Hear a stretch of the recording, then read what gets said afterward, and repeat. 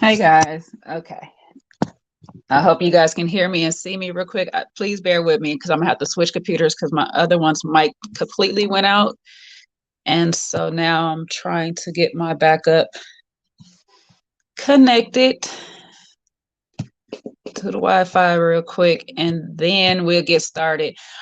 Do me a massive favor, guys. I appreciate you guys being here. Please like the video, share the video. I'm gonna bring my guests up so we can at least get the conversation going. And then oh shoot, now I gotta figure out how to do this from here. Hold up now. Okay, hold on. I'm gonna try to get my guests up so we can get the conversation going. Because I did have a couple of guests here, and we get them on stage real quick. We're gonna be talking about in honor of Father's Day weekend. We're going to be talking about, of course, parenting and our kids today. So thank you guys. Welcome to PFL, Preparing for Love. I am so sorry. I'm so confused because I'm trying to get this all together. But I'm glad you guys are here with us. Please come on in. Be part of the conversation today. We are just having a conversation. I don't want it to be like an interview, so we will have dialogue going back and forth with my guests and whatnot. So you guys can feel free to join in the conversation. And if you have any good questions, we will ask those as well. And any of you guys that are looking to be parents, preparing to be a new parent for the first time, third time, whatever the case may be, please feel free to drop your advice, techniques, or anything that you have as well. Let me bring Tyrone up. And hey, Ty, I had Libba here and I don't know what happened. Oh, there she go. Let's see. Hey, Libba Lib, let me get you up here. Hey, Mama. I'm sorry. We're going to have to be up and close and personal right now because I can't. What up, Libba? Back. And let me try to connect to my laptop so I can get all the way accurate here because working off the phone is just not working for me in the settings. So can you guys hear me well? I heard you, Tyrone. Yeah. No, I can't hear you, Libba. No. Okay. All right. Let me see. Let me lurk on this. How are you doing, Tyrone? Happy Father's Day to you. Thank you. Thank you. How you doing? I'm doing good. A little frazzled right now, but of course, you know why. It's all right. It'll be just fine. Does the sound back on that one? Yeah, you can restart that one. I'm on this one, so sorry, y'all. Yes. So how is the little one doing? I know you're being in daddy summer mode right now. Yeah, it was great. She's actually in another country that I just left. So we spent, 3.5 days together? Mm-hmm. It was good. I had a blast. I know you were bringing her here. Soon. Very soon. Okay. Well, dang. Welcome back to the States. And glad you got to get that time in with your little one. Yeah. I got a lot of footage I need to work through. Too. I'm trying to create a really nice video. That's great. The security key isn't working. Please try again. The lies. Okay. All right. We are almost there. We're almost getting it together. Okay. Now that that's getting connected, I want to start off with, first of all, how is it for you being a parent? For me, it was the best thing ever, hands down. Best thing ever. Yeah, from the moment that she was born, from the first time I ever heard her cry, seeing her growth and development, like it's probably the number one thing in my life. You know. And what age were you? What was I? So she's. Do the math. So I was in my early 30s, so maybe 31 when I found out, and then 32 when she was born. Mm-hmm. No, 32. Yeah. So I was, I don't know. I consider myself a late bloomer, I guess. But I was surprised. It was not planned, admittedly, but I accepted my responsibility, and it's been great. That's so funny because, of course, you guys know I had mines at 20. So, you know, she wasn't playing. I was in college. Mhm. I was practicing, but not planning. Uh-huh. There's a difference. And so, you know, for me, I went through a whole bunch of different nerves. There's a Okay. whole bunch of different thoughts that I had. And Yeah. so I'll share my thoughts. And then from a male's perspective, I'd like to hear yours as well. So for me, of course, like I said, I was in college. I was still playing basketball. So it was like, oh gosh, I'm about to transfer. What I'm going to do? Do I lose my scholarships? Do I give them up? Because I found out in the middle of being recruited by my next school because I went to a junior college first. So I was Mhm. getting recruited by a D1, and I found out. Actually went through during the first recruitment school I went to. I was going through all the morning sickness emotions Mhm. and stuff. And so about time I just finished the second one, I had officially found out that I was pregnant. Mhm. And it was a school that I've been wanting to go to. Is UTA, University of Texas Arlington. I've been wanting to go to. They had a great track program and everything. And so I was like, oh God, perfect school. All these things is happening. And so I was kind of on a high there. But then it was this thing like, I kind of need to be honest. I could sign this scholarship, but Mhm. then if I keep the baby, I'm not going to be able to play. Mhm. And I just can't see myself giving up my baby. And I'm glad I didn't because, to be honest, it ended up being the only actual birth that I had Uh-huh. and will have. So I was kind of glad I made that decision. And I'm glad that the coach at the time was just like, you know what, the best thing for you to do is go ahead and have your baby. Mhm. When we talked about it, and they was just like, go ahead and have your baby. So I got Uh-huh. reassurance from the coach. I got reassurance from my dad. And I was just like, okay, this is what I'm going to do then and stuff. But I was just like all over the place. I was like, I can't, crying every other day, kind of happy some days. Like, Uh-huh. why is it? Why now? Wow. For me, it was I guess pretty much instant. I got a phone call saying come over. I went over, um, showed me the test results, and like I remember it like it was yesterday. I said, hold on, let me get a minute, and then I went on the front porch, and then I just sat down, thinking about everything for like I don't know, 5 6 minutes, and then I came back in and I said, I will support any decision you decide to make. So I didn't give a yes or a no. I know because like I said, it wasn't planned. It wasn't like, we were, you know, a couple, I guess. Mm-hmm. But she said that she's gonna keep the baby, and it's just one of those moments where you're just like, all right, let's try to make the best of it.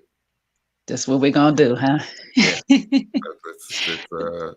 it's like I said, I accepted the responsibility, and just seeing it all, like the whole birth process, pregnancy, complications with pregnancies. Like I knew all the numbers, you know what I mean, for blood pressure, and just doing research and learning about disabilities that a child may have.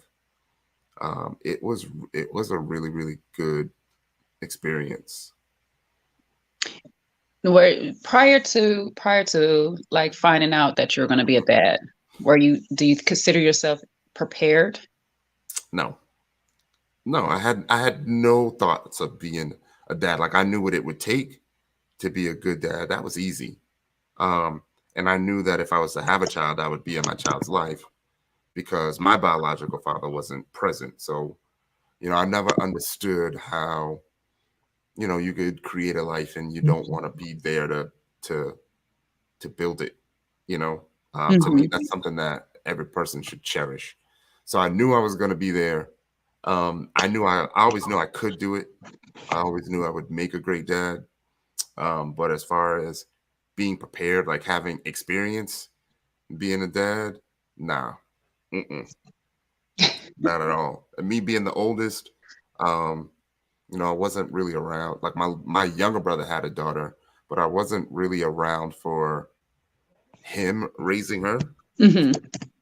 The only role model I saw was, you know, um, my dad, who's been there since I was 2. So I just rolled with it.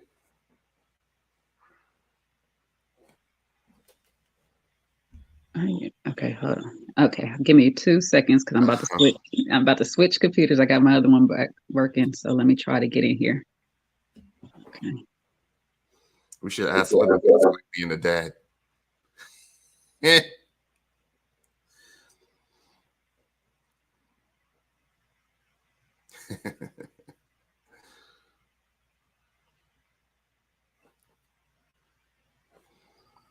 Okay. Oh, There I we was go. about to take it over. I was the only one on the screen. No, I had to. Oops. Let me try to. Hold on.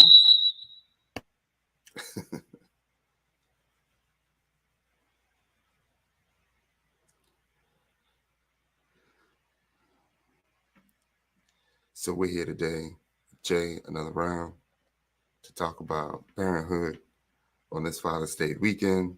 Right now, we're just having a little bit of technical difficulties, but we are going to work through that. We're so happy that everyone in the audience joined us today. We're going to Yes, have we a great are. with our guests.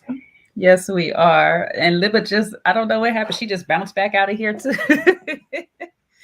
Now ask who about being a dad? Libba.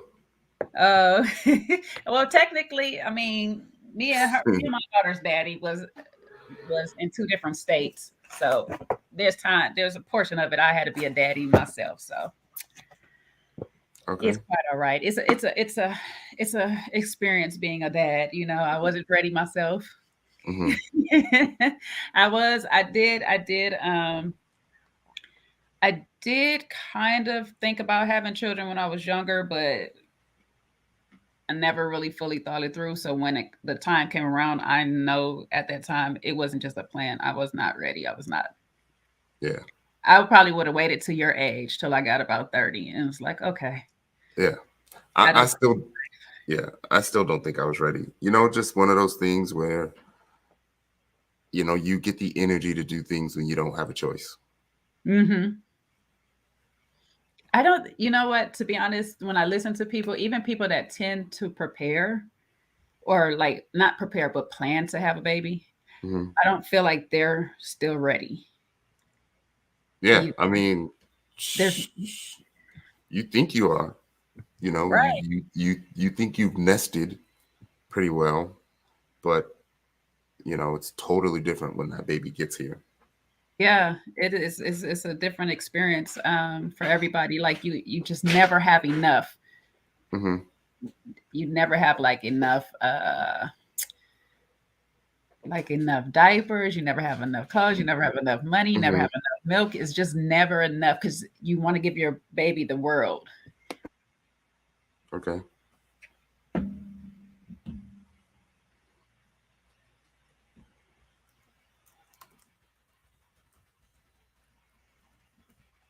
I'm having my camera assistant come help me. I'm having so much technical difficulties today. Difficulties. But no, yes. You can never be prepared, but it's just like once the baby is there, Mm-hmm. you know, it's time. You in action. You just gotta go with Hell it. yeah. You're in the game now. Like, Hell yeah. here we are with it. So you got to go through it, and I wish my daughter's father got to go through it with me, but I know he got to go through it with his twins and his son. But we were, like I said, 2 different states. He was playing ball at the time, and so I came back by my dad to have my baby and stuff. I left school to come have my baby. And so we're in 2 different spaces. So I had to go through all of the doctor visits and basically the pregnancy, the delivery alone. Oh, shoot. I was in all the visits. Like I said, I knew all the numbers. I was like the only dude in the room for all the visits. I don't think I missed anything. I don't think I missed any appointment at all. I knew. How was those Right. for you? How was those coming from the male's perspective? How's the what? The going to all the visits from the male perspective for you. Like, I didn't know no better. Like, I just thought it was something I was supposed to do. Technically, you are. You know, Yeah. your baby. So, yeah. I just thought it was something that it was just normal. And then, it just got to a point where it was like, oh, it's just another normal visit. Like, you good? Was it like a little unnerving at first? A little shocking at first. I mean, I didn't know what was going to happen at all. But then, once I realized that it was just like, I don't know, running some numbers, blood pressure, check here, check there. I was like, you good? Do you really need me to be here? To be at every last one? It's only been like 90 days. Like, you're good. You're good. Hey, Liv, love your hair. I'm going to drop off. Hey, can y'all hear me? Yeah. Yes. Go ahead, Tyrone. Yes, okay. We can hear you on good. my phone. You're good, Mama. So me and Shawn was just explaining what age we were when we had the baby, if we were ready or not, when we found out the news and stuff. Just a little overall warm up into the yeah. So how old were you? Tyrone. Huh? Tyrone. Okay. Did I say Shawn? Yeah. Shawn must be thinking about me. Shawn must be thinking about me. So Shawn must be thinking about me. Must be. No, but yes. How old were you when you had found out you was about to be a mommy? So I was married early. I was married like at 19, and the first time that I found out that I was going to be a mother, I was also 19, but unfortunately I miscarried. Mm-hmm. And so I was actually 21 going on 22 when I found out that I was pregnant. And when I tell you, I cried like a baby when I found out I was pregnant, only because especially for women who've had miscarriages before, there's always this concern that you're not going to be able to have a baby, or that there's something wrong with you, or maybe there could possibly be something wrong with the baby, So when I found out that I was pregnant with my son, I cried like a baby. I was like, I'm going to be a mother. Like, I can't believe it, and this time I knew that I had a great feeling that I was actually going to be able to deliver and have a baby. So, yeah. Young mom, definitely. I was too. Like I said, I was 20 when I had mine. So. Okay. So you're one and done? Yeah. Me and you're the same. Me and your walk is almost the same, except I wasn't married. We have some of the same things, right? Mm-hmm. Yeah. Ridiculous. Yeah. So how old? So you have a son? No, a daughter. That's right. Yeah. And how old is she? She's 22 now. Girl, you don't look like you have a 22-year-old, honey. Hey, I told you that's why when you be saying 45, I'd be like, oh, you know it. It's interesting, not to change the topic, but since, Tyrone's not on and we're not talking about fathers right now. It's interesting because, I tout 45 where, right?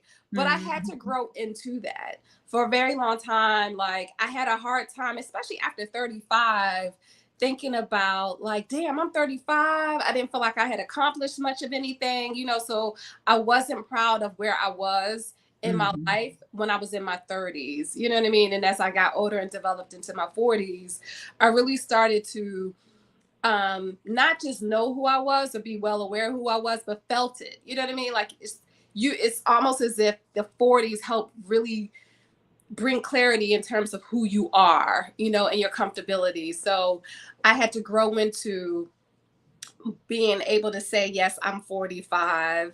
And, in my family, there's a misnomer. You never talk about your age. Like, a woman that tells her age will tell anything. That's what I've always been told. So, but they look, you know what I was about to say? Some of them, they look like what I look like, but,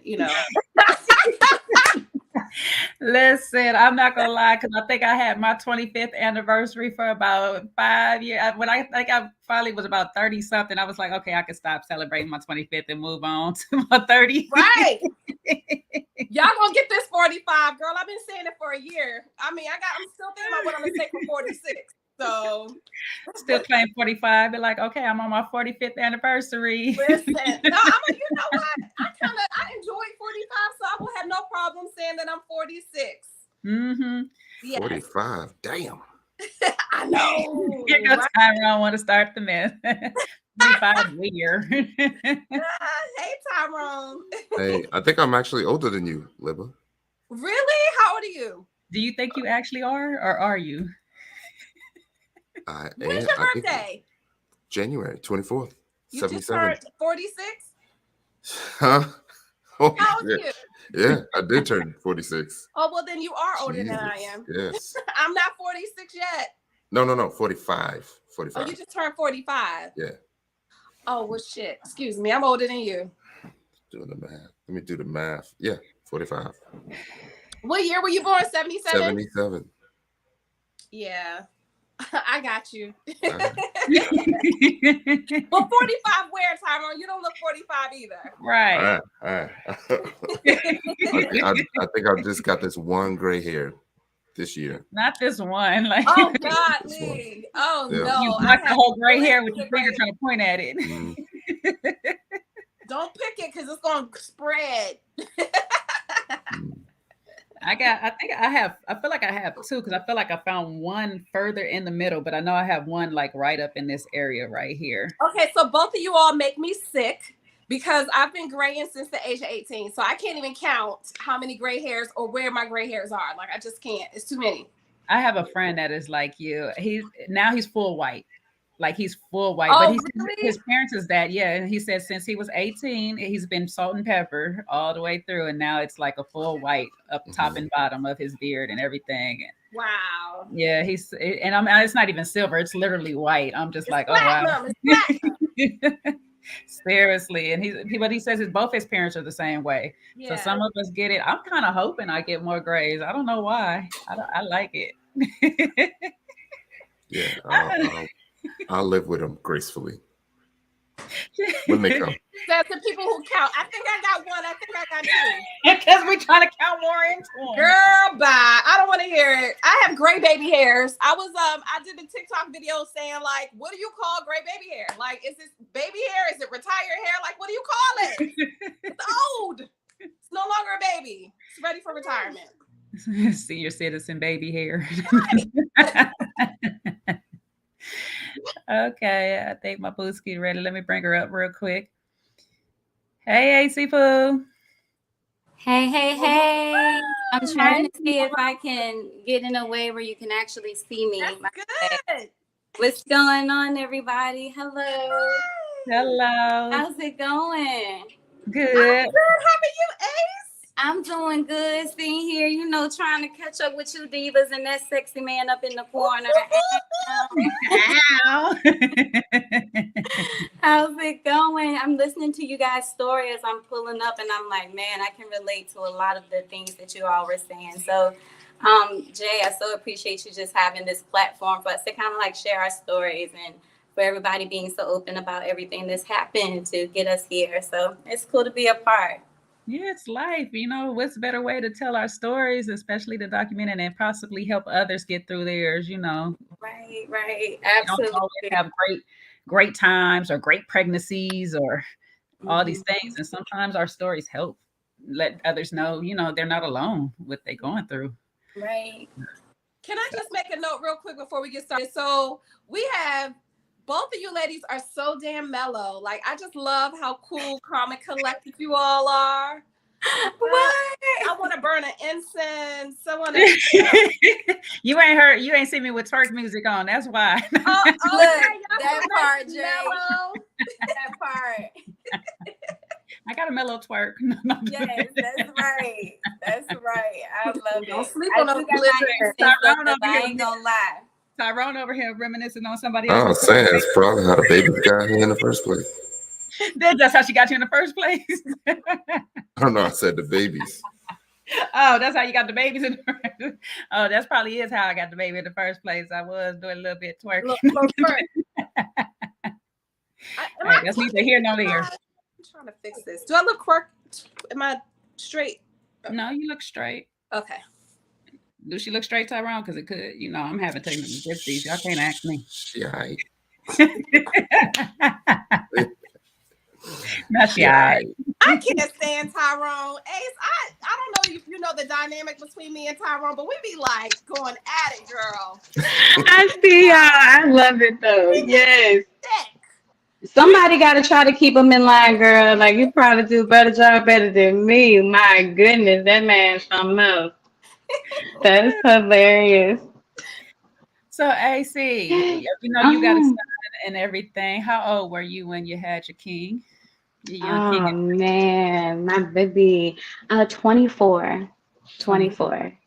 Yeah, so I was still, I would say, a lot younger than I had planned to be. Me and my ex-husband at the time had just got married, so it had been like right under a year. And when you go into anything like that, you're like, hey, this is how we're going to do it. One, two, three. And so the plan was, let's have the first 2, 3 years and just like be about us, right? Like, let's just roll out and have a good time. And, 10, 11 months into the marriage, I'm like, some just don't feel right. Something's like different here. Like, what's going on? And, yeah, I went to the doctor to like see if my thoughts or my suspicions were correct, and it was like, yes, indeed. I was like, man, Prince, you are coming like years early, bro. Like this was not the thought process. But for me, I'm though it was a lot sooner than I thought, I was very excited. I was that weird mom. Like when I found out about it, if I kept it a secret for just me and Prince for like 2 days, and I would just walk around like all like praying for him or like talking to him before I told his dad. And then I was all like, that whack mushy girl. So I did the gift with the like open this up and waiting for the reaction, so it was like all of that, right? But yeah, I heard like a lot of you guys feedback and I could not agree more. Like I call Prince the best thing since sliced bread. And the best thing that I have ever done with my life. So I just love him to pieces. He's what I would say my 2.0 is what I call him. So I just love him. That's Yeah. awesome. I love it. Did you Yeah. get the reaction that you wanted from your husband at the time? I did. It was like two things, right? So his initial reaction was what I wanted. Like, I want you to be like, yes, like it wasn't the timing, but be hyped because I am real vulnerable. Like, oh my God, I'm just like so nervous. I can't believe I got about to have a baby, right? So he was very like there and comforting in that way. But then I noticed, like hours later, it was almost like this focus mode, right? And I would say that I think if I didn't take the time to try to figure it out, most women could have taken it as like something is wrong or he's upset or something like that. But for me, like as I like watched, I noticed it was more like the light bulb went off in a way and he knew like I'm ready to do 1, 2, and 3. And so it's different. Like that's one of my lessons where I learned that women react to things one way and men may react to things a different way, but they're still like maybe both excited, right? So sometimes we can misread things. So yeah, I noticed that. And then I was like, okay, I looked at that. He was like really focused, writing down goals and stuff. I said, okay, it's not playing. So yeah. It sounds like a That was person that was that. ready to be a good dad, even though he wasn't ready Yeah. at the time, because it was like, oh, wait. Oh, Right. Exactly. Let's line it up. Like what? So God is good. It all comes together in the end, right? Yes, it does. Oh, Yeah. before I Yeah. had my difficulties, I wanted to tell you guys can feel free to ask questions any way and direction because I just want us to have a conversation. I don't want it to be feeling all interviewing. I'm just asking these questions to y'all. So it's just us talking about our journeys as parents or whatnot. Yeah. But I do have a quick question for Libba. I wanted to circle back to because see, I had my first miscarriage after my first daughter. So you had yours prior. So Yes. with that, did you decide to hold it in longer, the pregnancy, your son of your son a little bit longer at that time? Yes. Yes. They're unfortunately when you have a well, for me, when I had my miscarriage, I thought that I was doomed forever, you know, like, oh God, this means that my body, I went through the motions, honey. I went through, like, I don't know if because I've had health issues all my life as well. So I thought that perhaps I would not be able to have a healthy baby, you know. And so with that, and I was also with my miscarriage, I was like 15 weeks or so, you know, I was further along, you know, everyone is like, get past that first trimester and you're good to go. And my story was awful because when I went to the doctor to get a sonogram, like the, you know, to check it out, the lady asked me, "Are you sure you're pregnant?" When she was doing a sonogram. And I said, what do you mean? Am I sure I'm pregnant? Yes, I'm sure I'm pregnant. You know, they have like the test, everything was verified before. And she was like, well, excuse me. And then she left the room. And so that in itself was traumatic, you know, because I already knew if she's asking me, am I sure I'm pregnant? That means that she doesn't see a baby, you know, and she didn't. She had to pull somebody in. But I think and I was by myself, unfortunately. So I was traumatized. And so when I became pregnant the second time, just as I said, and I found out that I cried and I cried and I cried and I cried because I was just so grateful. And in my heart of hearts, I knew that that it's going to be a healthy baby. And then I think I've told my ex-husband at the time what was going on. You could tell when a woman is pregnant, you see things changing. And so I told him immediately. And then I think I may have told my mom maybe around 10 weeks or so, because I needed that reassurance, you know. But after that, you know, I think once I felt the baby move, I felt safe enough to let other people know. But I was so skinny that, you know, people could tell, like, Liv, something is different, girl. You looking good. You're a little thick, huh? Looking good, y'all. So, but yeah, so people could kind of see it. But I was afraid. And I know a lot of women who, you know, a lot of people don't talk about miscarriages that much, but those rainbow babies are perhaps like the biggest blessings. And so just as Ace mentioned, like my son, I'll call him my favorite blessing ever. You know, he's the biggest and best blessing that has ever come. In addition, he's probably the best teacher that I've ever had because he's taught me so much about myself that I would not have learned on my own. And he continues to teach me. Even as a grown-ass man, he continues to teach me on a daily basis. So, yeah, definitely, I agree with you all. I love that. For sharing that, Liva, and stuff, because I know that's a hard moments for us as women, you know, especially to go through those things or whatnot. But it's important to have those kind of conversations. So be very surprised in terms of who's had miscarriages, unfortunately, who's even had abortions. You know, because there's a lot of misnomers. We're not going to go all into that, but there are a lot of women who face difficulties even having babies. So that's a major reality for a lot of us out here. Yeah, I was one of those people, like, you know, she wasn't premature, but she was a little bit early because on the last visit I went to, the water around her had dropped. So they basically took me in that day and induced me. And so I didn't get delivery practice that I wanted in the first place or whatnot. It's overrated. Huh? It's overrated. You ain't missed nothing, girl. No, I think probably so. The only thing I think I didn't have is that moment where the mommies be like, "Oh, you forget all that pain," and then you know you see your baby and stuff. I was like, "Girl, I ain't forgetting no pain." You felt everything. From the time that medicine was in, I felt the whole thing. I was like, "Oh no." I don't know. Tyrone, I just noticed something between me and you too. I said, maybe if we wanted boys, maybe we should have got married first. Because see, these two got married and got boys, and we didn't get married. We got girls. Oh, boy, mommy. I mean, I think girls are so dope as well. I'm not going to lie. I really, in my plan when I was younger, I just knew it would be boy, girl, you know, for me. And I don't know. I actually prayed. I wanted the boy first because I felt like boys get to do things sooner than girls sometimes. And if he was just the firstborn, then I didn't have to explain anything, you know.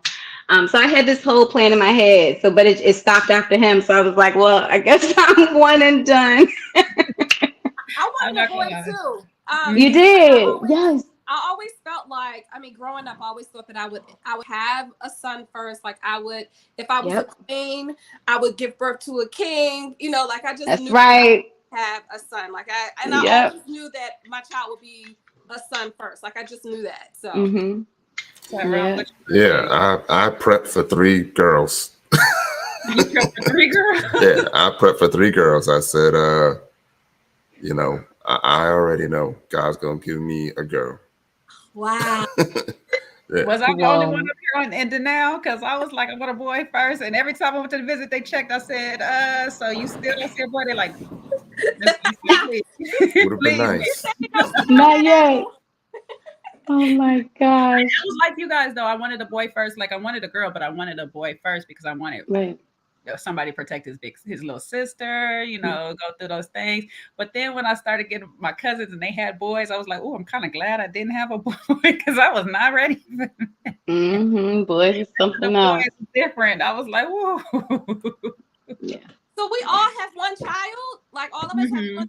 Wow. Teenagers, Funny. teenagers, like grown Yeah, almost. grown and teens. Yep. Yeah. Yeah. Yeah. Mhm. Wow. Ace, how old is That's your insane. son? 14, and he just turned 14. Okay. Yeah, so his birthday was 6/7.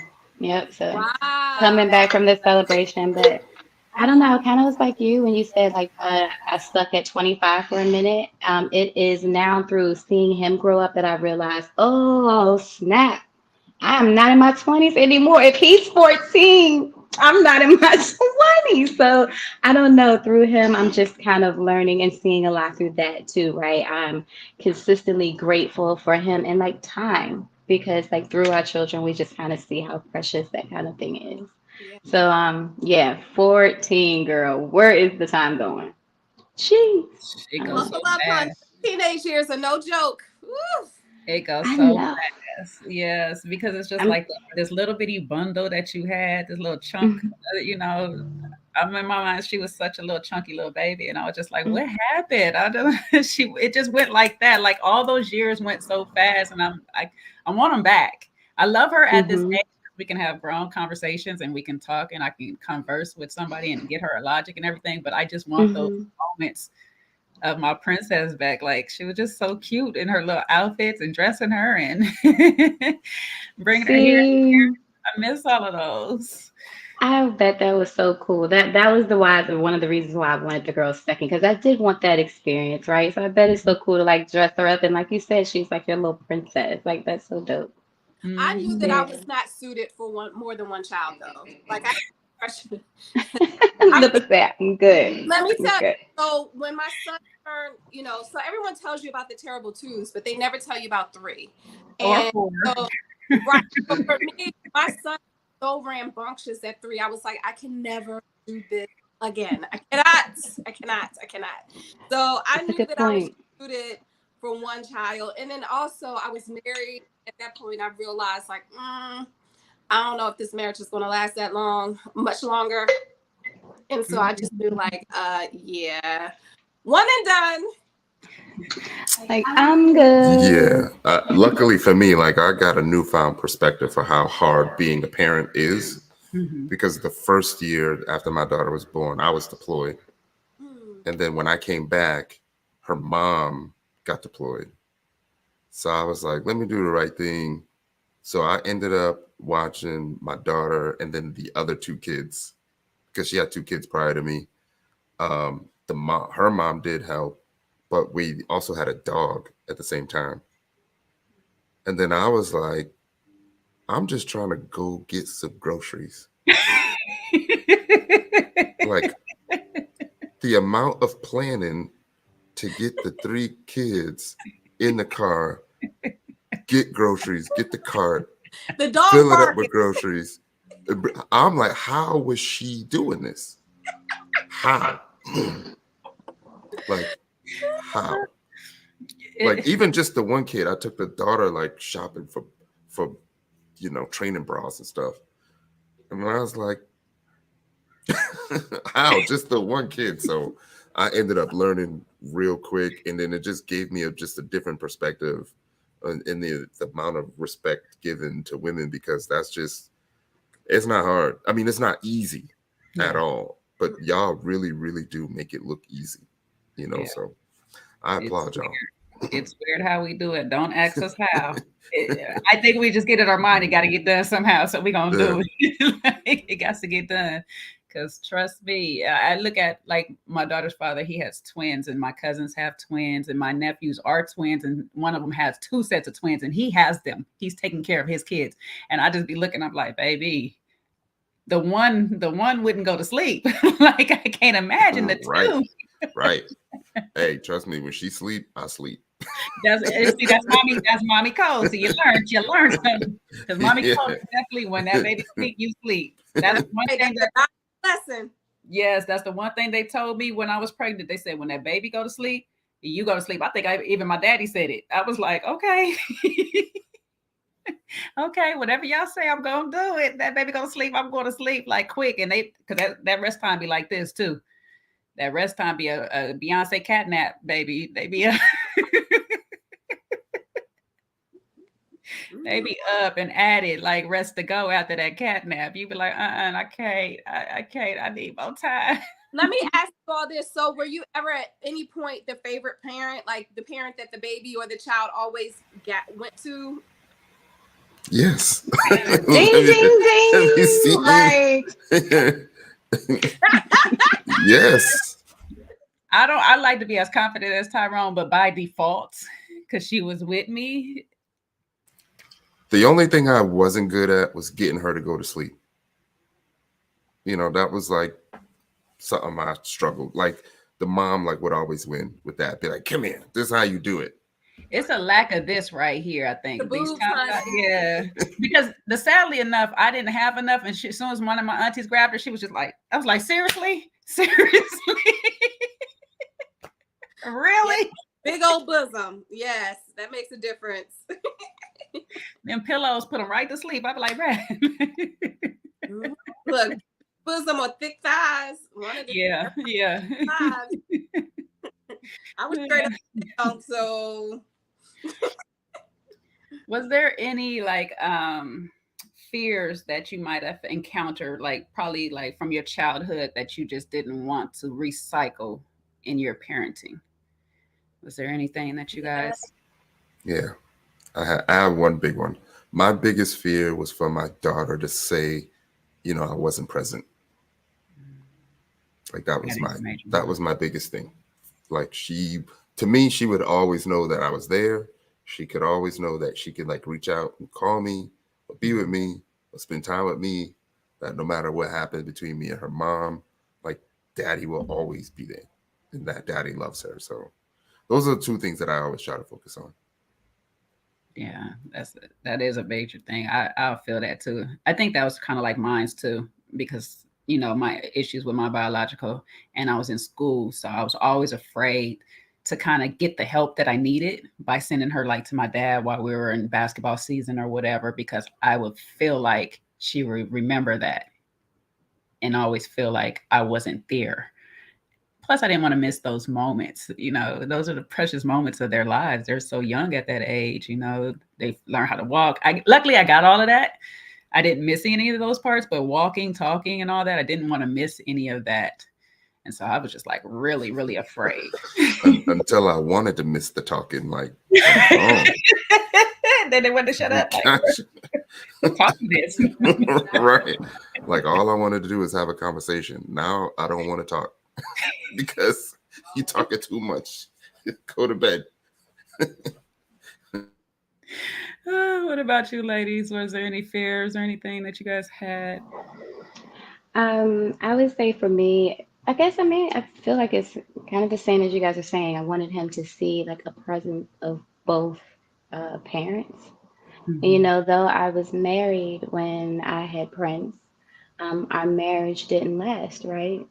Obviously, we know each other because from Ready to Love, okay? So, with the marriage itself not lasting, one of my major concerns was how is that going to be for my son? Like the impact of still having both the masculine and the feminine energy impacting his life, right? Mhm. And then, I'm an 80s baby, honey. So, you think about how parents were like back in our days, and it's like, how can I make sure that he sees a different sense of communication and synergy, even though we may not be together? So those are like my fears because I didn't want to like relive that for him right in his lifetime. And that's why for me, I was like very, in a way, purposeful, even though it took like some ebbs and flows, honey, to do what I could to make that a possibility for him to have better experiences in that regard. But that would be mine. Yeah. I would say I can relate to both Ace and Tyrone. And you also. For me, there were a few fears that I had. I wanted to ensure that my son did not ever go without.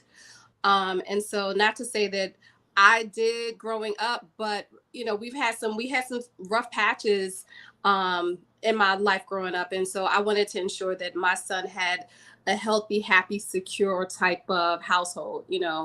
Um, and then the other thing is that I grew up in a two-parent household. So I had both of my parents. They divorced when I was in my 20s, but my fear was for my son also because he was a healthy, happy child when his father and I were going through our issues. And so when we made the determination to separate into divorce, I wanted to ensure that my son still remained a healthy, happy child and that he knew that he was not the cause of this divorce Right. and that he also felt that he had security in both homes. And so it was very important that his father and I worked together despite what our differences were, that our son felt like that not only did he feel like, but he knew that he was the priority in our lives. And Mhm. so that was very important. But I have to admit, with that became a huge level of pressure that I put on myself. And I also put a lot of anxiety on myself as well because I put that pressure to the point where I didn't realize that my attempt to ensure that he had this secure home and had all these different things, that he could see my anxiety. In retrospect, I can look back and be like, oh God, I was so concerned. Get straight A, or not straight A's, but do well, do this, and that didn't necessarily it didn't necessarily suit him as well as I thought that it would. It didn't serve as Right. great of a purpose. So Yeah. That's a good segue right there into co-parenting. Being that we're all kind of like co-parented in the different ways, and co-parenting still works and it still exists in marriages as well. People don't understand it. They just think, oh, I'm married, so there's no such thing as co-parenting. You're still two individuals trying to parent a child. And sometimes we walk into a marriage not fully asking the questions on how you discipline your child opposed to how I discipline it, and we end up getting a baby and then we have to figure it out then or whatnot. And so with you, Libba, and Ace especially, co-parenting, how was it? Did it change much between being married and then being separated, or did it kind of just smoothly transition into we're just doing this in two separate houses? yeah, we were intentional with our parenting, period. So we had agreeances and we would have discussions in terms of what our expectations were, what our morals and values were, right? Whether or not we're going to this child or we're going to try you put them in timeout, like what are we going to do, right? And so we had a strong foundation as parents. However, when we made the decision to transition, for separation, what have you, we made sure to stay in constant communication, so like I would do stuff like I would find articles about how, to work with kids who are, who parents are going through a divorce. Like I did a lot of research. And also our son is very smart, so he would be cunning, and so it was important for me to know my ex-husband and his personality and be like, Noah, you ain't even you're not even telling the truth. Call your dad, put him on speakerphone. We're not falling for that, or I would call sometimes. I'll be like, yo, I'm about to kill your child. Like, you better come. I know it ain't your weekend, but please come get him. You want grandkids in the future, right? Come get him. So Not the threat of grandkids. right. So you need a legacy, right? Come get your child. But it was very important for we made it an effort, even though we were going through our issues and things of that nature, we would check in with one another. And even till this day, my son is an adult, but we still have conversations. The only conversations that we really do have is about our son, But it was very important that we got along, that our son saw that our son saw that we respected one another. I never talked bad about his dad around him. And his father never talked badly about me. If Noah had issue with his father, I would always side I would go on his father's side, just because that is my compadre. And still also advise my son to make sure that he understood the situation. But I made it a priority. I don't do drama at all. Right. Not even on reality TV.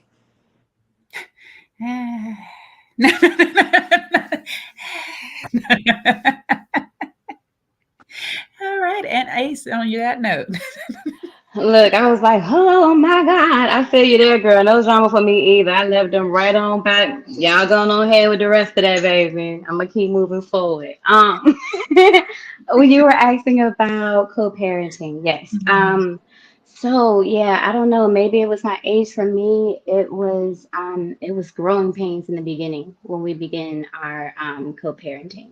And I think I can't really speak for my ex-husband, but I can just be honest. For me at that time, I was dealing with like maybe a failed marriage, not maybe, but a failed marriage, right? So a bit of a bruised ego. This was not the picture that I had from my son. I wanted him to grow up with a family that was going to be together, right?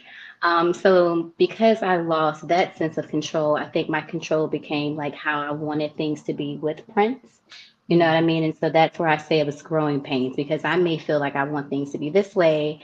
He may feel he wants things to be that way. We were both like super young and like, kind of putting our heels into the sand, so to speak. And so I could see where there was like a lot of friction. And that's where I realized, or I had to go through this growth where you have to be intentional, even with that. Like if you've decided not to be together, you can't work, but you have to come together and coexist for the highest regard of your child, right? And it's like, how do I better communicate? How do I grow as a person so that we can be better parents? Through that growth, I feel like our co-parenting became better. We became more of that partnership that Liva talks about. Like you may see me, I cover my face and stuff because, like I said, Prince is the best thing since sliced bread. So, and he knows that his mama is like right here, honey. Like who needed, who wanted messing with Prince? He knows that. Okay. So he would come to me, and he is LeBron.com. Like y'all, if he came up on his screen, y'all would just love him. It's just something about Prince. But anyway, he'll come and say like, my dad this, or like, I just really don't feel like going to boxing today, mom. It was this going on there. And I'm like, don't worry about it.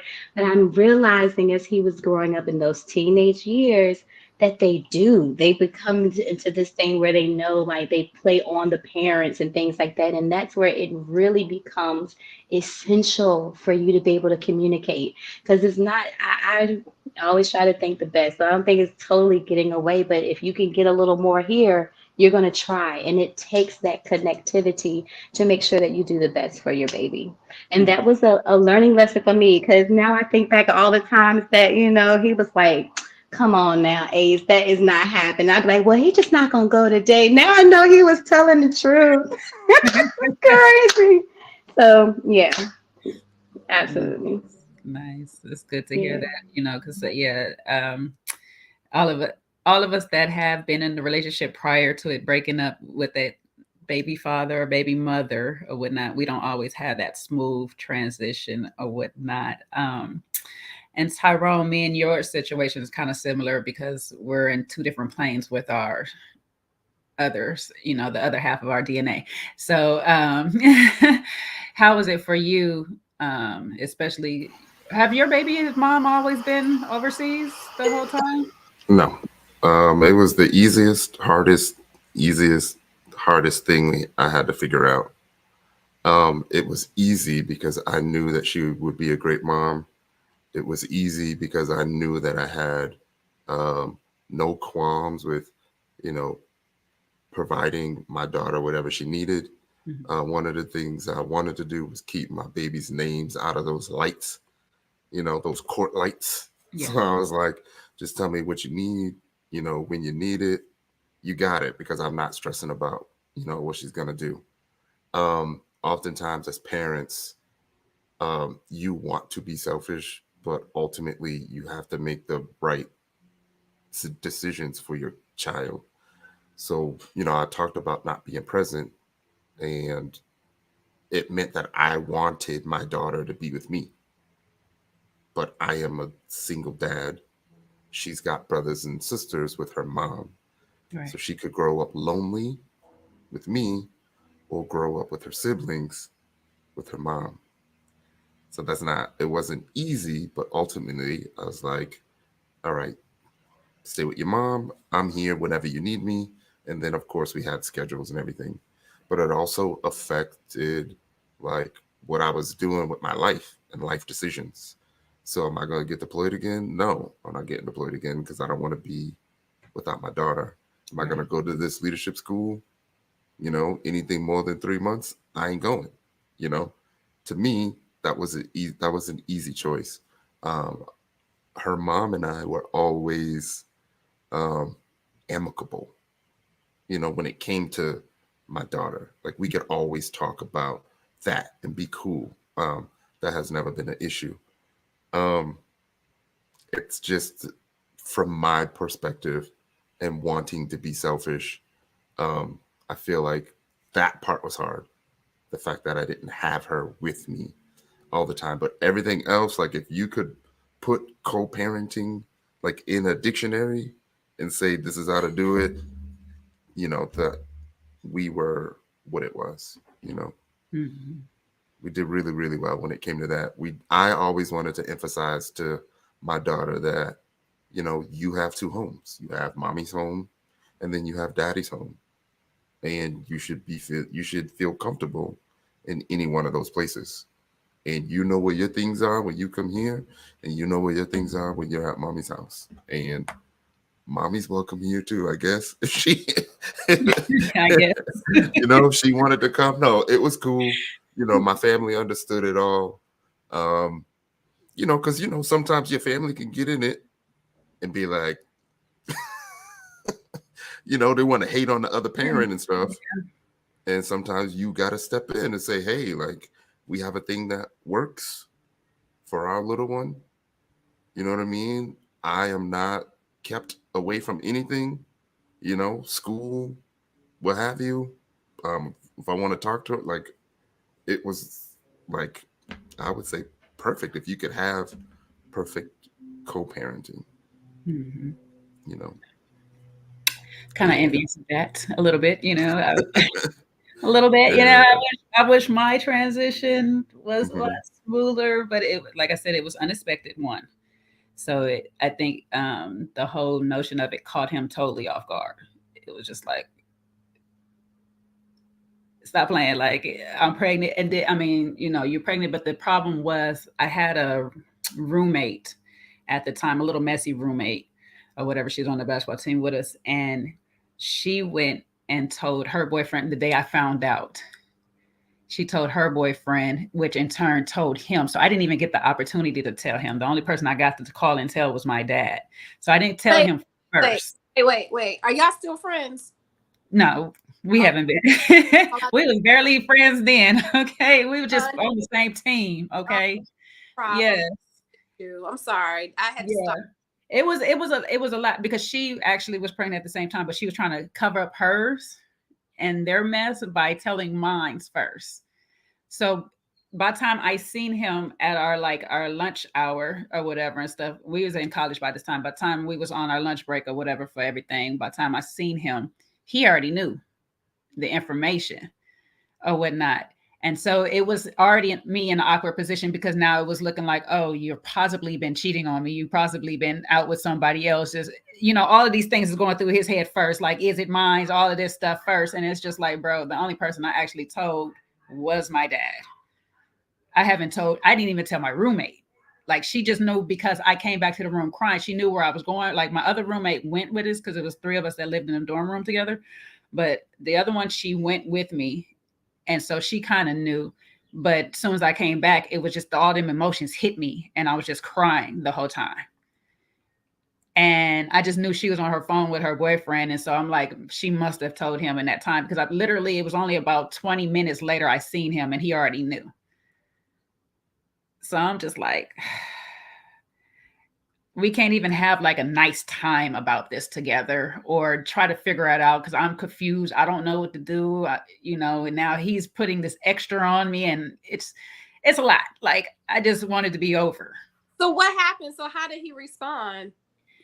Like I said, at first it was all these emotions going through his head. Like, is this mine? Is this and that? And so once he finally calmed down and realized where he got the information from, it was more like, okay, let me sit back. Kind of almost not apologetic, but kind of like, I'm sorry. Right. Yeah, he realized he was tripping. He was doing a lot, but I think that was his panic coming out. Or whatnot, because it was just like, we're both not ready. We're not even really in an official relationship. We've been dating for a while, but like, it's not really official or whatnot. And so now this is happening or whatnot. And it was just more so what are you going to do? And I was kind of like, I don't know. My dad has blessed me to be like, my dad basically went through the spiel. He was like, listen, I know how it feels not to have babies. And I know how it feels to have children. He said, it's going to be a tough decision no matter which way you go, but your decision is which one can you live with the longest? Because he's like, sometimes not having that baby hurts more than actually having the baby. So he was like, I'm going to be here. No matter what you decide, I'm going to be here for you. So that gave me reassurance to say, you know what, I can do what I need to do and don't feel bad, because I kind of didn't want to not have her. Abortion was never my thing. Think that you had a good father who was supportive, love you no matter what, and it was important that he knew, or you knew, that he was going to be a support system. No matter. Don't give this fool too much credit, because he's gonna tell me I thought you would have did it earlier, but I was like, Daddy, don't play with me.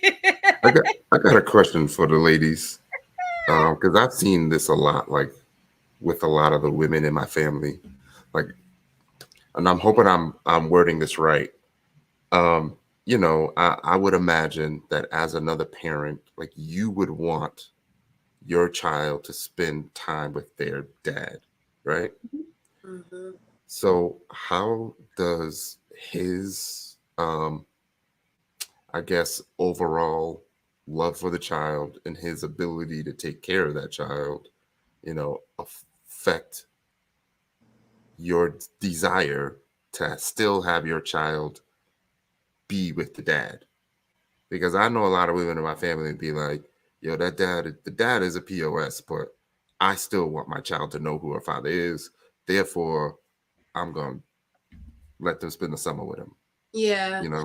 So for me, it was, I'm very fortunate, and so is my son, because his father is amazing. He's had an amazing father. And so, and part of the reason why I was attracted to him or started dating him was because he was a responsible gentleman. You know what I mean? So I knew that he would end up being a tremendous dad, and so because I have a son, I think it's even more important that, especially as a teenager, or no, I would say period, for that Black son to have a relationship with his Black father, and that my ex-husband taught him how to be a strong, Black, healthy, productive man, so I encouraged that, I encouraged that relationship, but that was something that he wanted innately, so my situation is a little bit different than a lot of women's who,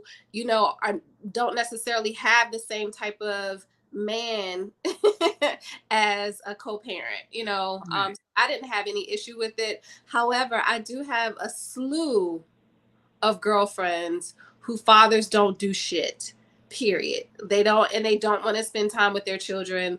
They're inactive. They don't pay child support. They don't support their recreation. You know, if they're in camp or if they're in sports, they do not. I know women who've dealt with husbands or baby daddies who would have a job for a little bit of time and then would quit intentionally so that they would not pay child support. Mm-hmm. You know, so I'm grateful that I'm not in that type of situation. Again, I made sure that we made an effort. My issues were probably more with the in-laws and, you know, stuff like that, but definitely not from the father. Cool. I guess I'll chime in. I don't know. I was about to say it would be a no for me, dog. That was the first thing that came to mind when you asked your question. Like I'm like Liba, where I am fortunate. I'm thankful for the relationship that my son has, like with his father, and like just how we are with co-parenting. But if I felt like there was an issue on the other side, for me, it would trump him having a relationship there, because I feel like the overall health of a child is so important. And so I don't support putting a child in a position where it's going to do more damage by them being there than not. So I do see where a lot of people would say like, hey, no matter what that father is doing, I'm pushing. And I do think they should know their father and be around their father, but you should probably take into consideration how much time you're allowing your child to be there. Time is a gift, right? And when you allow your child to be somewhere, they're soaking up everything that you're allowing them to be around. That's what you're putting into your baby. I am to this day, my baby is 14, and I am still funny about what I allow people to put into him, and will forever always be. And so that would that would string into your question where would I send him? You would know your daddy, but you ain't about to be over there all weekend learning them bad habits. No, sir.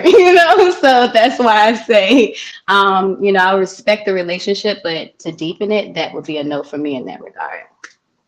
Okay, that's a good That's question. good. I had a follow up. You got one, Jay? Yeah, and it's more back to you before I like answer that, because I was on the page of Liba. But with that said, so Tyrone, what are the issues that are we referring to as far as what I send them over there? Because that would be a factor of how much time my child will spend. Yeah, I'm happy you asked that because that was going to be part of my follow up question. So the follow up question was going to be like, you have an expectation for what a father should do with the child, right? And the father may be doing things, but it may not be up to, your expectation or your standard. So it could affect, how you feel about your child going over there, right? So you could have your perspective, but then again, you're not there when the child is there. And things could be great once the child is there. Do you know what I mean? Okay, So so to try to gather what you're saying. So like, granted, I wasn't one of these moms, but a mom that has their kid on like a schedule, like a certain schedule, sleep schedule, eat schedule, or these type of things like that. If that was that particular type mom, would I be okay with them going over there if the dad couldn't stick to that schedule? Is that what you kind of mean? So there's things that you're doing as a mom, and you'll be like, hey, make sure the child continues to do this. But there's other things that you're expecting the dad to do, like go here, go there, discipline, right? Provide things. So you have a certain level of expectation to where if he meets that, then you're like, yeah, okay, he's a good dad. I think right? with that type of scenario, I think that that sounds like, first of all, that sounds like a first-time mom. I mean, I know we're like only children, over here, but oftentimes with first-time mothers, they're very particular. They're almost like hovering over everything. Like, no, I want all organic food for my baby, So I think that that's a good question, even if you're in the same household with that spouse, because there are a lot of women who do not allow the fathers to be a father to their child, but consistently being chastised or judged. Yes. So that's where I was getting, right? Okay. So what I was getting at was like, what is the level of expectation for you to like allow the father to be a father? Do you get what I'm saying? Yes. I hope I'm explaining it right. And so I think that again, it depends on that woman. For me, I had to grow into that because initially I was that mom. Like, no, I have to breastfeed, or no, I have to do this, I have to do that, or you're not doing this right, or this is how you put the diaper on, you know. But that is also anxiety driven too, right? As my son got older, I relaxed and chilled the hell out. But I think that it's important for children to also be exposed to things being done differently. And I also think that if the child is not in harm or in danger, Yeah. let that father do whatever the hell. See? Okay. Tyrell, don't use this to justify your stuff. No, no, seriously. No, because like there's different levels, right? Some moms would be like, yo, he called, right? I'm just happy he called, right? This month. Yeah. Right? Yeah. And then some mothers would be like, he ain't even come see her this weekend, you know, or he only took her to the park twice, you know. What was he doing on Sunday? Watching the game? He could have took her to the park again, right? Sometimes it just gets really extreme like that. So now that I got some clarity, I can answer it better for you. One, you guys know I'm a daddy's girl, so I already know the importance of a dad and a girl's relationship, the dad and the daughter relationship to me. And two, I have a great dad who already was just like, whatever that man does for you, just take it. If he say he ain't got it right now, he ain't got it. You don't have to worry about it. If he ain't got it, we gonna get it for you. Don't worry about it. So I had a good backing that I didn't have to put so much pressure on him. All I needed him to do is emotionally be there for her. And me and him had that conversation before I even had her. Like, this is what I need from you, is the emotional support. And I don't need it. She needs it. Okay. You know, so I think I figured out how to word my question. Okay. the expectation threshold, you know, that the dad is providing to the child for you to feel comfortable, you know, leaving the child with the dad. Like, what are some of the things that you would want to see at a minimum? And you kind of mentioned it, at a minimum, for you to be like, all right, I know my child will be okay over there. Well, first of all, I'm not trying to sleep with a man that is crazy enough and get pregnant by him in the first place. So. Right, I'm sitting here like, what? I don't even know, because I didn't even think like that. Like, I'm saying, you got to have the basic needs, my bro. Like, I'm telling you, I have a lot of. I know people get in these situations and they find out that person is not what they want. But I guess for us three up here, it sounds like we didn't really have that issue to worry about our child being left with the dad, and so to speak, you know. Well, let me just say this, because, you know, there's some crazy women out there. And with that being said, a lot of these women want to control the baby daddy or the ex-husband, what have you, right? And a lot of these women are bitter, and they're never going to be satisfied with any level of support that they get from that father, right? Mm-hmm.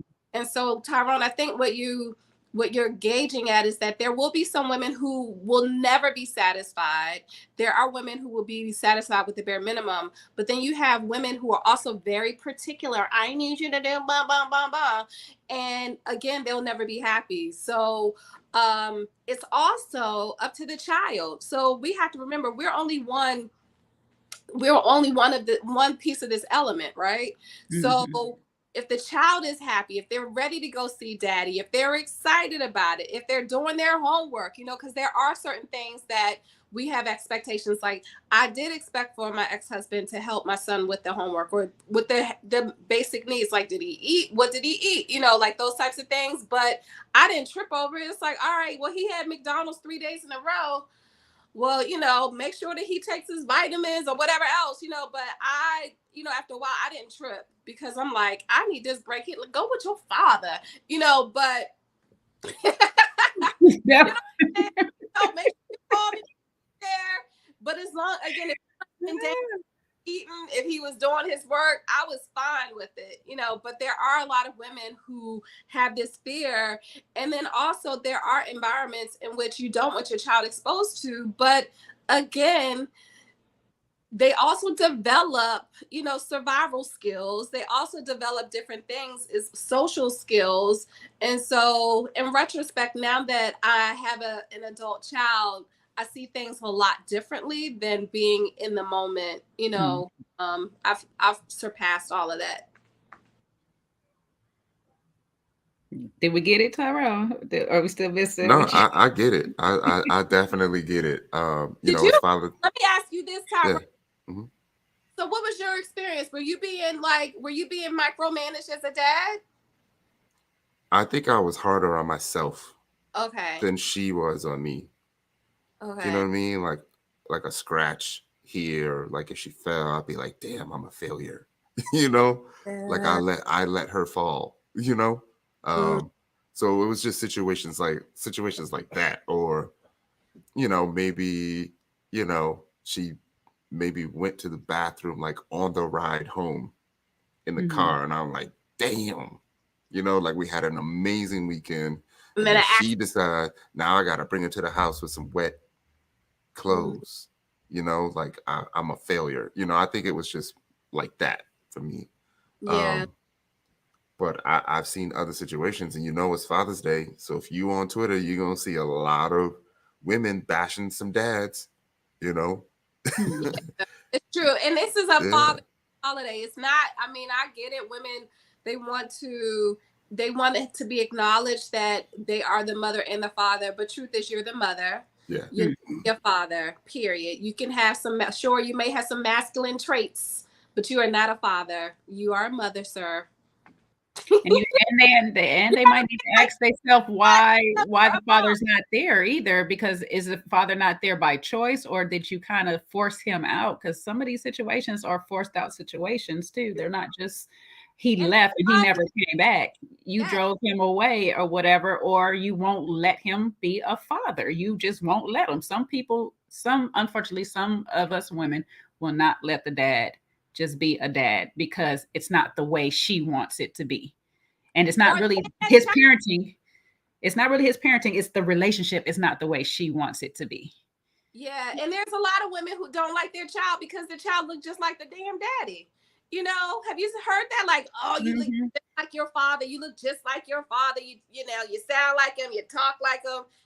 They're a constant reminder of the mistake that they made, by maybe being with this man who's toxic. So with those type of women, again, they're bitter. They don't want, they don't want any parts of that man. And oftentimes what they do is they punish the men, and they don't allow them to spend time with their kids, and then meanwhile, the children, they're the ones who are, all messed up, and they got daddy issues because they're thinking that their father hadn't been there. But in reality, the mother drove them away, And that was one of the main things I didn't want it to do, is have my child feel like she was a problem. I didn't want her. Her daddy didn't want her, or that, she was a tool between us. I never wanted that, because what we did was our choice.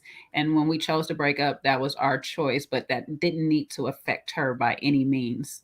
And so, like I said, even though co-parenting was rough, we got it together eventually. We got there so we can call each other and talk to each other. I even call about his twins. Like when I go out there and visit her, when she was in Detroit with him, I would take his girls too. Like I take his kids. Like I said, when he started having more children, I said, those are her siblings. So they're my babies as well. Because as long as she's a sister, that's their sister. If she wants her sisters to come out here and visit them, I want you guys to feel safe enough to let your children come out here and be with their sister. I don't want them separated. I love that. To know each other, I grew up in that environment. My daddy had it all. He has kids by different women, but we know each other. We grew up with each other. I don't want it to be this, oh, that's my daddy. That's our daddy. Yeah. That's what I want. That's important.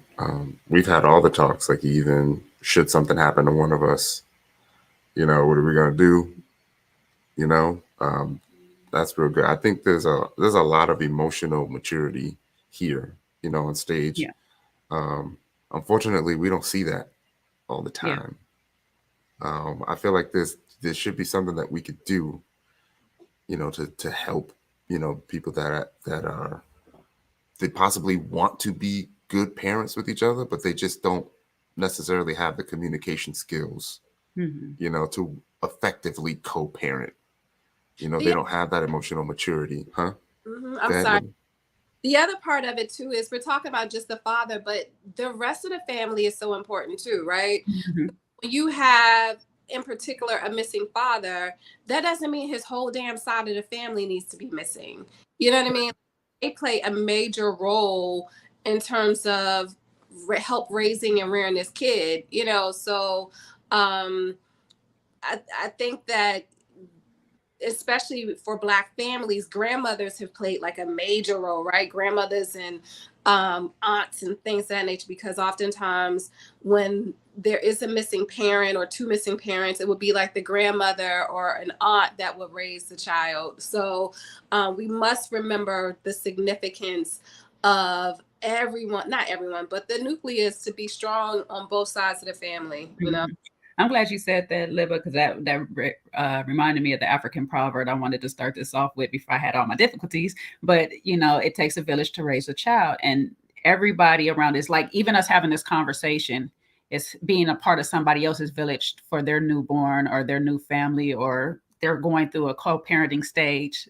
Something we might say might help them in a way of saying, okay, let me just get out of myself, get out of my selfishness, and do what's best for the child.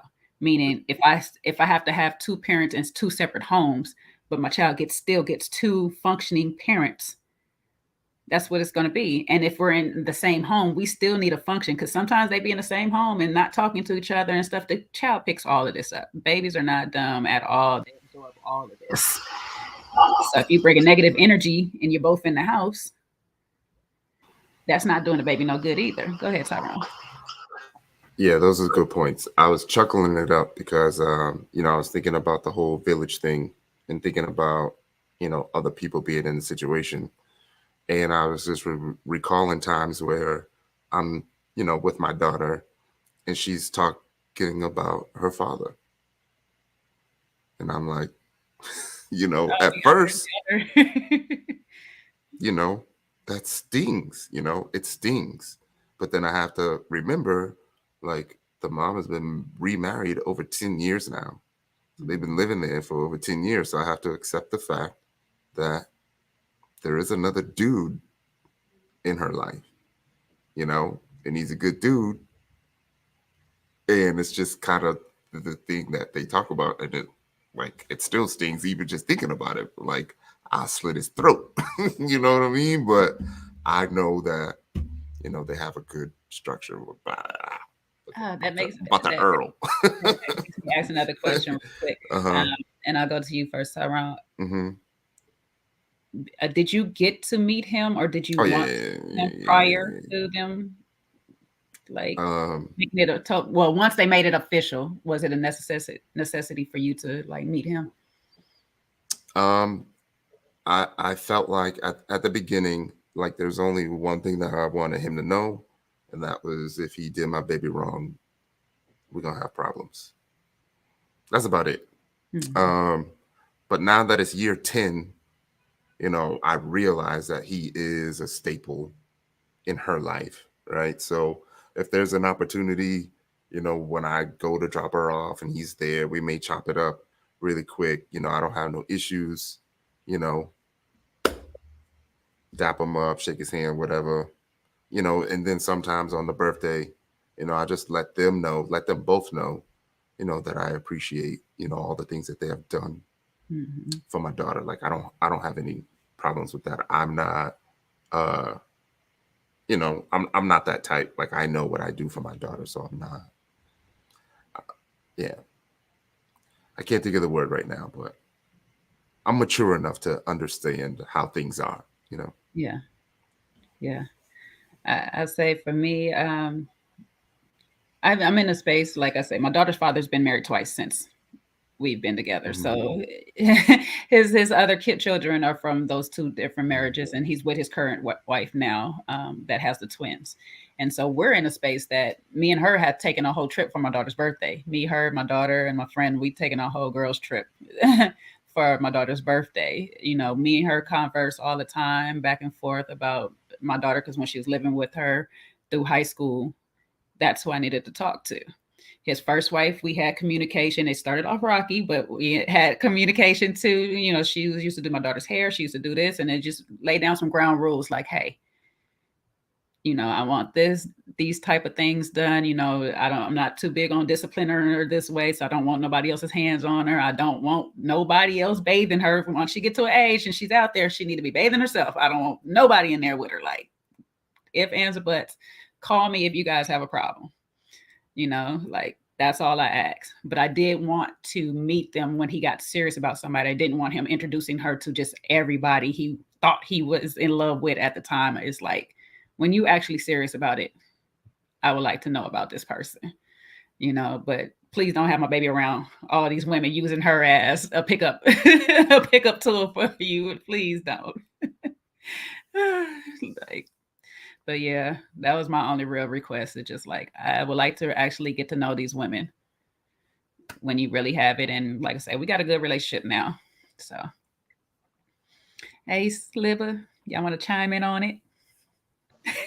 My little lippers. I'm over here giggling because, you know, everybody's story sounds so nice. And for me, I alluded to the ebbs and flows in the beginning. And I was really taking in like the feedback that you guys were saying about like, you know, controlling. And I'm like, man, was I being controlling? But now, you know, I'm like, maybe not. Because the biggest thing that I had was one, let's just make sure that, you know, his well being is top. But then two, you know, I don't care like who you date or what you do, but we separated when Prince was very young to me, you know what I mean? Like he's still like, you know, 3, 4, you know, like still young developmental years, I would say. I didn't want him around a lot of different people, a lot of different women. And so my request was when you get serious about somebody, just let me just say hello, introduce. Really, I just want, you know, peep game, make sure this is okay to be around my baby. And then we go from there. That was like one of my biggest like things. And the reason why I said we had ebbs and flows is that we were young. And I remember going to pick up Prince one day and I'm like hitting him up, you know, we're still in our 20s, we think we grown, we're doing our thing. Hey, I'm on my way to pick up Prince, you know, okay. So I pull up at the house and I'm like, you know, you just feel like something's like off a little bit different. I'm like, what is going on? And I walk past this like car and I'm like, I don't recognize that car. And I go up to the house and I'm like, okay, one thing about my baby, you asked who is the favorite parent. It's probably not me today because he's 14, but like he loved his mama, okay? So when mama pull up, Prince would be like, "Pew!" Like I couldn't even. So like the fact that I'm sitting up here and he ain't ran out yet, what is going on? That was the way that I met his girlfriend. She had my baby in the car with her by herself, not with my ex-husband, not with the supervision. Oh my God. You talk about an ebb and flow. That's why I say when I think back about where we've been and where we are now and how we're able to communicate, that was something I did not play about. That was a whole thing of like we need to sit down and have full blown communication with all of this. And you know, I listened to you guys. I promise you that I really wasn't trying to do it from I'm trying to control your relationship with women. And I think that men take it that way, no matter what. Maybe the woman is, or maybe she's not. But I think when a woman mentions that, their first thought is she's just trying to control my life afterwards. But some of us, we care about our babies to the point that it is important that we know like who's coming in and out. If we were together, we would know. So it's almost like that level of respect for me during developmental years, because who's impacting your child? So you know, that was a big thing for me. I wasn't trying to control it all, but it really was. So yeah, No, that was you my experience. Thanks, Ace. I think that you have to have those type of conversations. You know, I had that conversation as well in terms of I don't want a lot of people around them, or you know, make sure that he's in safe environments. I don't know of my ex-husband dating until, well, a couple of things. One is that I didn't care at a certain point, like, yo, please find you another woman, you know. So I'm glad that you got somebody. And so with that, I didn't know that he was dating seriously until my son told me that his father was getting married. And I was like, say word? Oh, well, praise God. Won't he do it? So then so then I found out that he was getting married. But I actually met her. But my son was an older teenager, you know what I mean? And so what I've learned is that, first of all, his current wife loves the father, loves him, but she also loves my son. And so I have much respect for her. Any person that respects my son and sends, you know, college baskets and things of that nature, like, I am here for that, and I'm very grateful for it. So I have nothing but praises to say for both of them at this point, you know. But the other side of that coin is when I started dating. And and so I only had like one serious relationship at the time after I left my ex-husband, and I dated this guy for a year before introducing him to my son. Now, when you are dating for a year, that means you're in love, you love this person, and you are probably thinking about like the next step in your life. For me, I was thinking about it. I was so nervous to introduce my son to somebody. I was so nervous for my son to find out that I was dating, first of all, because I didn't want to break him. You know what I mean? That's still a very sensitive type of topic. So it took over a year before I introduced him to now my ex-boyfriend. And I was just very protective. But in some ways, I wish that I had introduced him sooner. And the reason is that my son knew that that was not the man for me. And I think had I introduced him maybe a little sooner and listened to my son and seeing how this man had interacted with him, that, okay, perhaps he ain't the one, you know. But I took it very seriously. And even now, you know, that's a different story for another day. But I think it's important that we do introduce our kids to whoever we are serious about and who we think they would have a future. But it's important to have that level of communication with them as well. And that's not going to be an easy conversation at all. However, it's a conversation that is needed to be had, you know?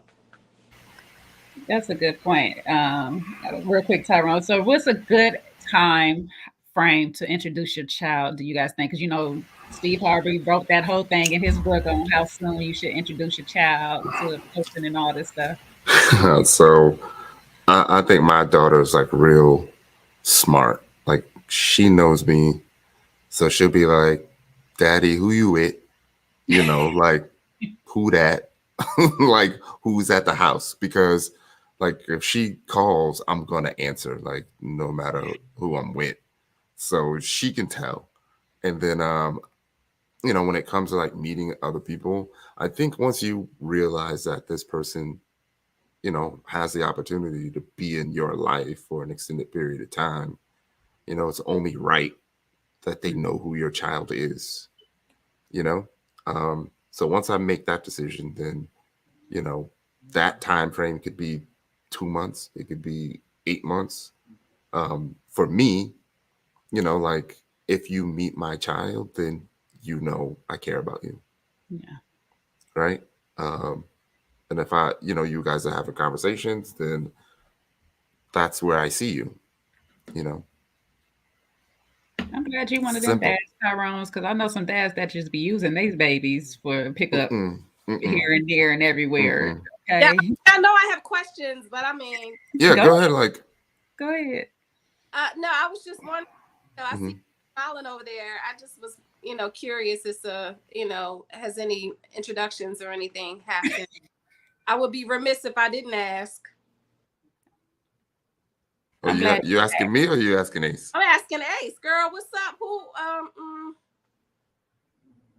Yes, I've had the pleasure of talking to Queen Ty. She's a beautiful soul inside and out. And Tyrone has had the pleasure of talking and meeting my prince. So I think, to answer Jay's question, it's just one of those things where, one, you just want to fill out time. But then two, when you feel like you're reached a level where you want to include and move forward with something substantial, I think your children are a very important part of that. You can't really say that you're moving forward with something if you're not willing to do that, right? And I was very much like Tyrone, like, Prince again, best thing since sliced bread, honey. So if you meet Prince, honey. I was dating people for, I don't know that. Y'all know I was on Ready to Love. I was dating people for quite some time and they still ain't meet Prince. They was like, when you gonna let me come to? No, no, no, no. So, I really think that you also have to take the time to really fill out where you are. But when you get to the point that you want to build something with someone, I think that's when you should really take into consideration when you're ready to loop that other individual in. Exactly. I totally agree. I think and as your children get older, um they become excellent judges of whoever you decide to date. And for me, I've introduced my son to my love. And what's so beautiful is that they get along. They even text one another, which is like, wow, who would have thought? But sometimes there is so much angst that's associated with you and your children and introducing someone new to them, and you want it to work. And there are some people who, as Ty mentioned, 2 months, it could be 2 years or whatever. But the key is that as soon as you realize, like, I really want this person to be a part of my life, it's important that you include your children in that. Mm-hmm. And then also set conversations like, listen, this is a relationship. It can, we're going to have our ups and downs as well. And this is something that may last for a very long time, or it could be short term, but you need to know that your mother is happy, and that this is a good person. And what's nice is that my son really does trust my judgment. And that means a lot to me as well. So. Mm-hmm. Yeah, it's funny that you said the age, because that was where I was going to go. It depends on the age, but then my daughter used to do this weird thing. She's only met 3 people that I've ever been like somewhat serious. One of them, I don't know how she got to meet that one, but that's another another story over here or there. But she would do this thing, and it was funny because even with that person, like you met Tyrone, you met Carlos. So with Carlos, when we would be close, she would push us together, and then with that other person who she probably should have never met or whatever, she actually either would come between us or she would try to like block him off. So it's kind of like, even in her young age, it was just like, no, nah, you're not the one. You're not the one for mommy. Like, so, it's almost, I'm very protective of mine. So especially of a girl. If I had a boy, it might have been introduced differently. But as far as my girl goes, it was just like, I'm not bringing a man around you for quite some time or whatever. If it's not your daddy, you don't Yeah. need Yeah, and my daughter lacks tact sometimes. She don't really be I wonder where caring. she get that from. She may be saying other names on purpose. You know what I mean? Like, I could see her doing stuff like that just to try to let the girl, know that she ain't that important. Hey, daddy, is Like, this Yolanda you was telling me yeah, about? I'm number one here. Not You that, know? gosh. Yeah, I could definitely see her doing that. Oh, you gotta love kids for this though. But you know what? Sometimes they save your life. You don't even know it. They save your life. They save you from bad situations that they see it. And I always feel like my daughter don't have a good energy from you. My daughter and my dog, if they don't get good energy from you, baby. Crap. Yeah. Especially if my dog don't like you, my dog, she finicky. If she don't like you, oh, this relationship not gonna work, baby. Because see, I, I have another question because I be thinking about like long-term stuff, like the wedding, and it's time to do that dance with the parent, and there's another parent that's been in your child's life, and you ain't out, you the one that's not out there dancing with them.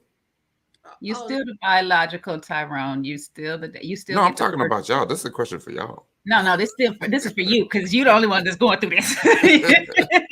You are still, because I got a girl, so her daddy gonna be dancing with her. I ain't got to worry about dancing with her. But you got a girl. It's still you're still her first love. You still her daddy. You're still gonna get that first dance. But you have to allow her, if she wants to dance with her other dad. That's a bonus for her. well, and I've That's a seen like bonus. a lot of wedding shows. Just no, for not for any reason, just because I like stuff like that. But what I love is when you do have two men in a daughter's life, and then like the father, the biological will like, especially on the dance floor, he would like, all right, Go and get the other dude and be like, you guys need to dance as well. yeah, Mhm. Yeah, I would do something like that.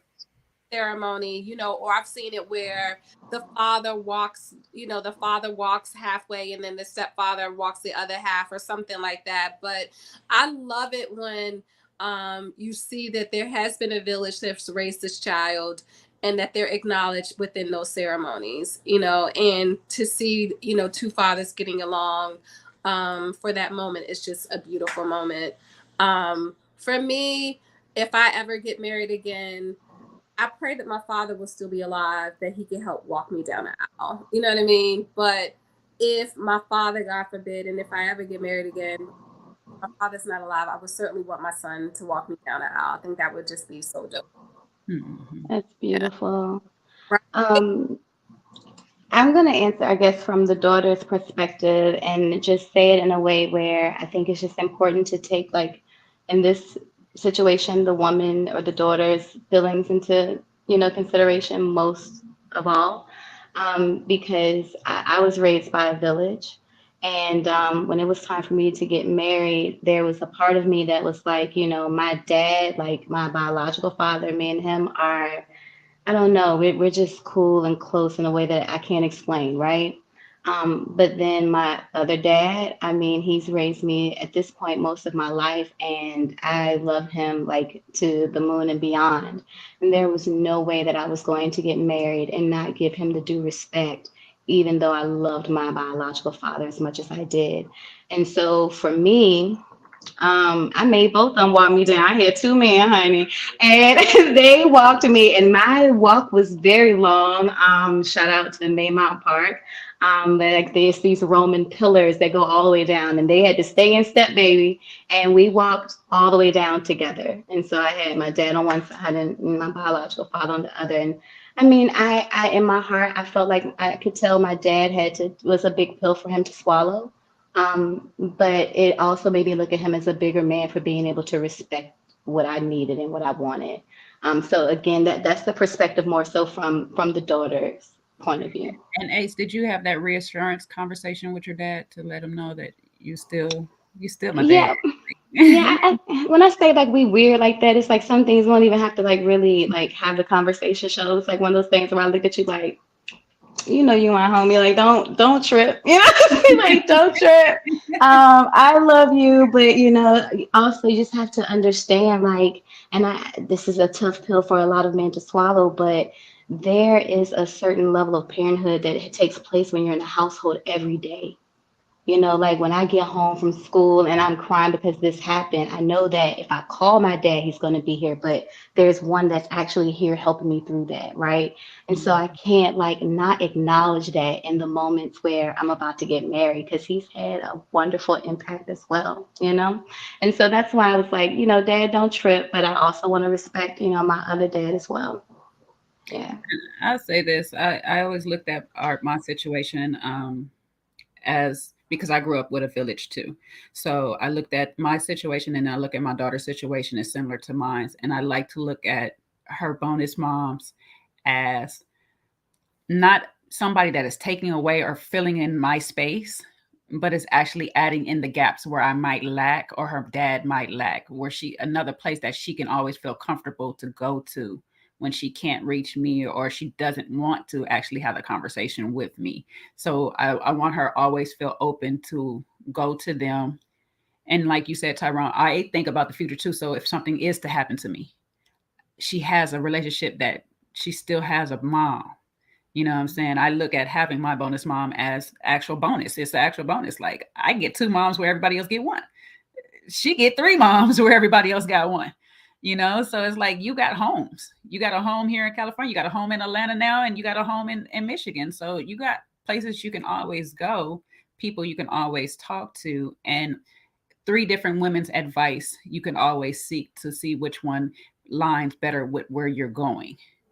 So I don't like to look at the negative. And when it comes to raising her, I like to look at her and have her see the positive in the situation that she has. Nobody's replacing me. It could ever replace me as mom, but they can always add to the benefits of you having more, you know, you get more. It's like we get 4 grandparents. Why can't we have more parents? Like, so yeah, Tyrone, don't worry. You be down that aisle. Don't worry, baby. She gonna call you. Don't worry. He can't take your place. Okay. You daddy. You ain't got to worry about it. He just filling in. He your sub. But yes. But I do appreciate you guys all. Tyrone, you especially. Happy Father's Day to you. I know you got to. You're an amazing father. Like such an amazing father. And I just ever. Thank you. Totally agree. And I don't want to say Happy Father's Day because I hate to just give you guys a day, because we as women, we take all life long. We be Happy Mother's Day every day. And to be a parent, it's always a blessing every single day that you are alive and breathing, to have that opportunity, because not all of us get it. You know, some of us miss the opportunities when they come, and, you know, they never get the opportunity to experience this. And this is a blessing from God. So every day, Happy Father's Day to you. You know, Happy Mother's Day to you ladies as well. Every single day. Yes, likewise. Absolutely. Thank you. And to everybody else out there in the audience as that are parents or planning on being parents one day, you know, I pray you guys many more blessings. I hope you enjoy every step of the way. You know, we didn't get to talk about the down moments, but those are far and in between with our kids. You know, those are not always, and we probably don't remember them because we just so proud of our babies right now. They just make us so happy. Sometimes, okay, Liver. Sometimes. It goes into adulthood. So that's Look, if my baby walk in here right now, she'd be like, he wasn't saying all that this morning. That's me. No, and sometimes it gets harder. So, you know, big up to all the parents out there. Because, absolutely. Probably the hardest job ever, you know. So, yeah, the most rewarding, but very, very hard, very tough. Yeah, very hard. You know, we don't have a manual when we leave the hospital. We just winging it on a prayer and luck and just hoping that we get it right. And sometimes we get blessings of children that, you know, have a few little cracks, not as many as we did, you know. And sometimes you get them kids and you be like, what did I do? Where I go wrong with you? But all have those moments with it. I'm pretty sure our parents have those moments with us. Like we have those because we just want so much for our babies and stuff. We just want so much, but we have to also remember they're little humans as well. They got to start making their decisions. And what we got to do is just say, I did the best to prepare you to make the best decisions in life. And after that, after we get to a certain stage, it's like, all right, let's see what I did. Put you out this nest. You gotta go. Fly. Bye, baby. But I appreciate every last one of you guys for sharing your story, spending your time with us. Yes. Thanks for having us, Jay. We appreciate you. No, I will have you guys on for longer, but I don't want to keep up your Saturdays. It's summertime. I want y'all to enjoy yourself. One last question before I go. You know, even though we got other plans in line before this, but would any more potential babies be coming between Tyrone and Ace? We know, Libba, me and you excluded from this conversation, baby. Me and you excluded, but we get fur babies, Libba. No pressure, but Tyrone on mute. He like, oh my God. You know, We're to be determined. We're figuring it out. We don't know if we're gonna stay a part of the one kid crew or Well, So y'all the two kid time will crew, you tell. put it together. I know that's right. So I don't know if we're trying to make it the trio. We'll see what Tyrone say. I think his mute says it all. Okay, but what I'm hearing is the window of opportunity is still open. So that's all I need, you know.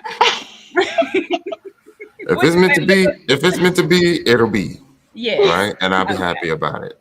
Okay. I like that answer. I like that. You're No so pressure. sweet. No pressure. Mm-hmm. But the wedding is when? Okay. No pressure. Call me Auntie Libba. Can I just be Auntie? That's all. Of course you are, Libby. You already know. About to be- I'm the fun Auntie. So Yes. Boo, No, boo, boo. we gonna stop messing with y'all. No pressure. But thank you guys all in the audience. If you guys have Thank anything to you. add to Parenthood or whatnot, you guys go ahead and leave a comment in the chat. This is not no right or wrong way, so we're not gonna argue about whatever you say, how you want to raise your kids and stuff. That is your prerogative. Do what you want to do, But it can help somebody else if you have some little techniques or anything that you want to share as far as going down to pregnancy, raising your Yeah. kids, give them the best option, or just how you decided to co-parent with yours. Let us know down in the comments below. And thank you guys, as always, for being here. Thank you, guests and audience. Till next time. See you guys later. Bye-bye. Bye. Bye.